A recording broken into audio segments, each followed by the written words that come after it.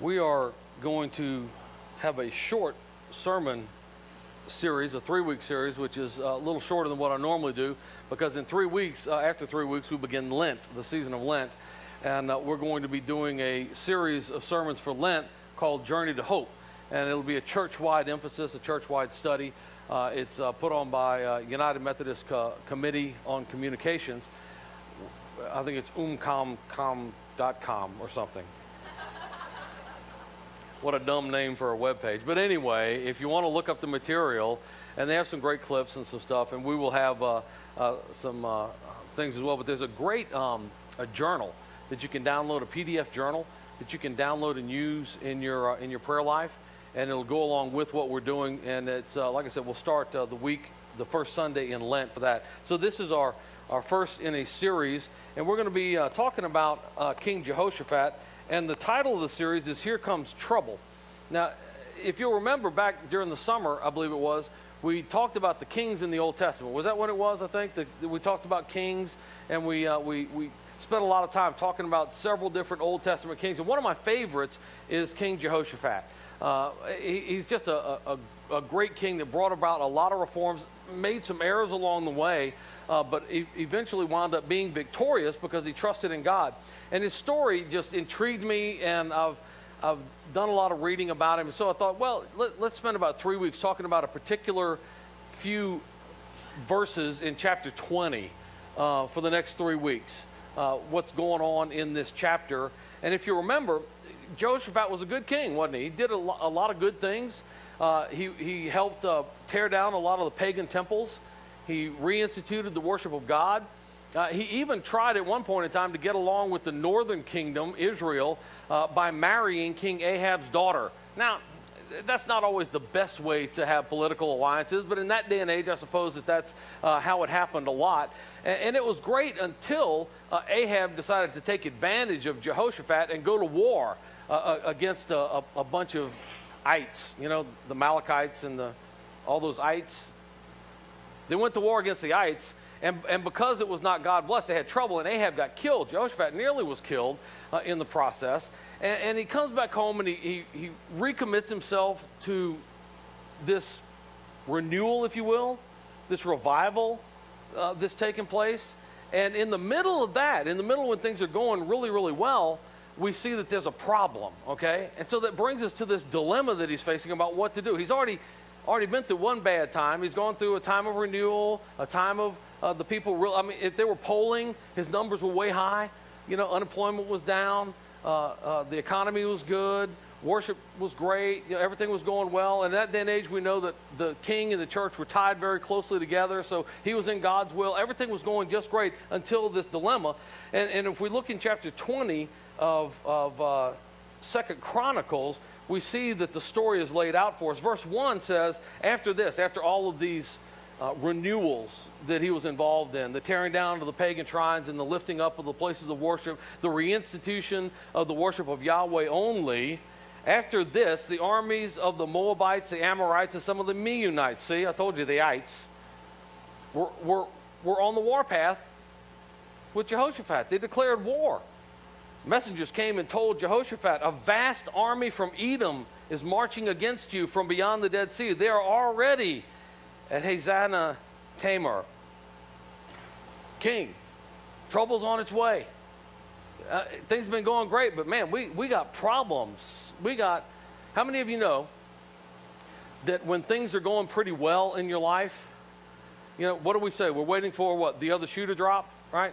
We're waiting for something else, because I don't know about you, but when things are going real well, and even when I'm in God's blessing, when I'm in God's grace, something's going to happen. Something's going to happen. And I've told you before, if you want to bring financial trouble on yourself, start tithing, because something's going to break, isn't it? Lord, I'm going to commit. I'm going to start tithing. Washing machine goes out, right? Transmission starts to slip. Motor starts to knock. Tires go flat. Roof starts to leak. All those things. Just when you get, your car paid for, it breaks down. All these things, right? How many of you know that that's just kind of the way that you've had that experience where, man, things are going great, and all of a sudden trouble rears its ugly head, and you just go, trouble's on its way?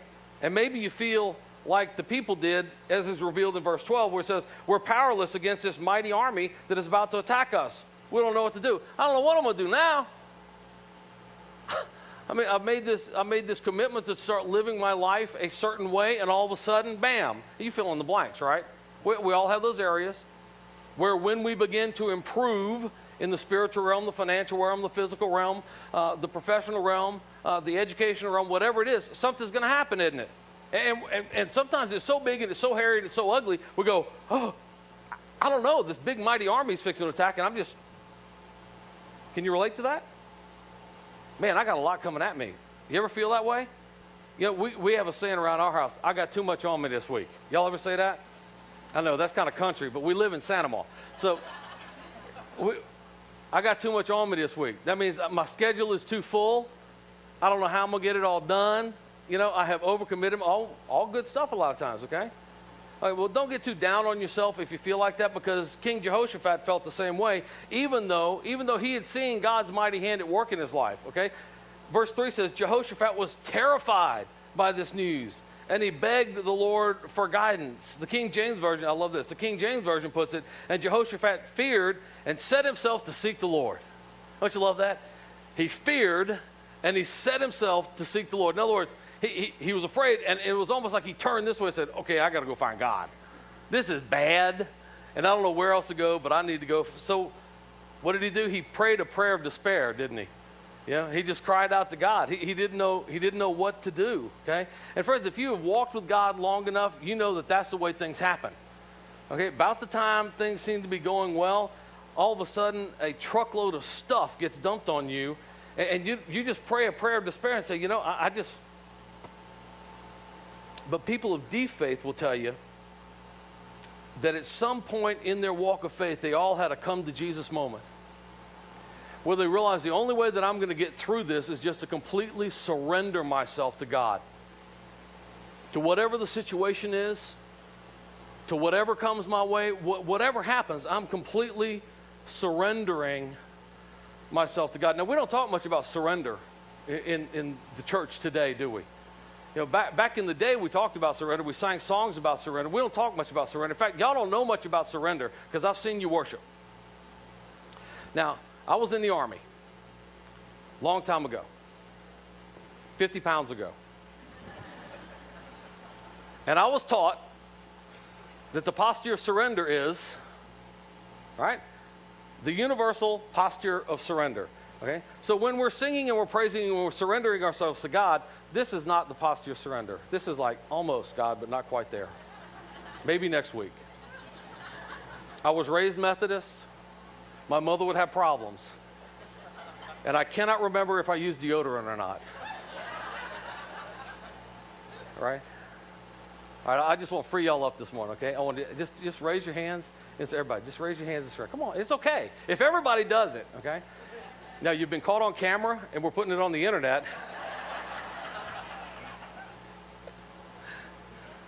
Well, the solution is surrender, okay? But how do we do that? When we don't talk about it a lot, and when it's not a part of what we've been a part of in our church life, how do we get there? Because we're pretty self-sufficient, aren't we? And we're bootstrap people. We're going to pull ourselves up by our own, especially in America, right? We've got that pioneer mentality. We can handle it. We're going to do it all. So we don't know a lot about surrender. So let's see what it is that Jehoshaphat does that gets him in a posture of surrender, if you will. Okay, here's the solution. First of all, admit your dependence on God.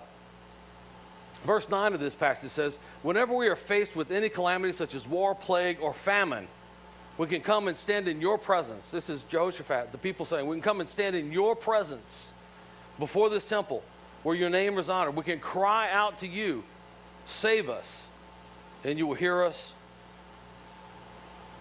and you will rescue us. In other words, they're saying, we're done. We're undone.